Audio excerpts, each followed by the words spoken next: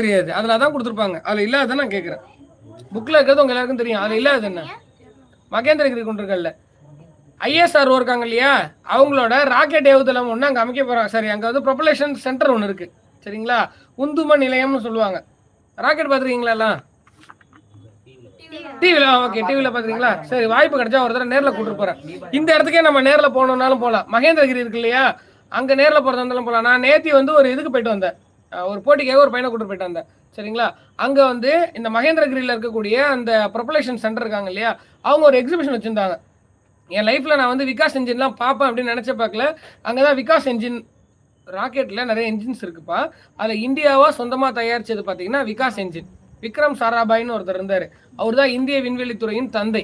சரியா, அந்த விக்ரம் சாராபாய் அவரோட பேரில் தான் அது விகாஸ் என்ஜின் அப்படின்னு அந்த என்ஜின். சரியா, அந்த என்ஜினை தயாரித்தது யார் அப்படின்னு சொல்லி பார்த்தீங்கன்னா, அந்த என்ஜினை டிசைன் பண்ணது யார் அப்படின்னு சொல்லி பார்த்தீங்கன்னா, டிசைனா இந்த கும்பலாம் கிடையாது, டிசைனா வடிவமைத்தல், உருவாக்குதல்னு வச்சுக்கோங்க.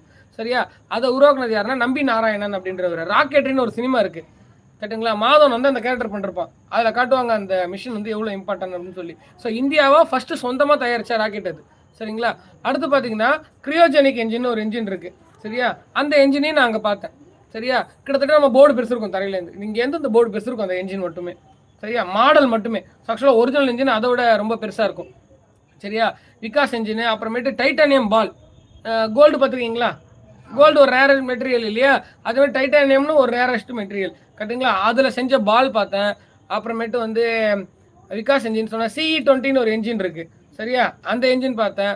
அப்புறமேட்டு அயானிக் த்ரஸ்டர் ஒன்று இருந்துச்சு, அது பார்த்தேன். என் மொபைலில் ஸ்டேட்டஸ் வச்சுருக்கேன், நான் குரூப்பில் போட்டு விட்றேன் பாருங்கள் எப்படி இருக்குன்னு சொல்லி. சரிங்களா, ஸோ அந்த அந்த இதெல்லாம் பற்றி ஆராய்ச்சி பண்ணக்கூடிய ஒரு இடம் வந்து மகேந்திரகிரி.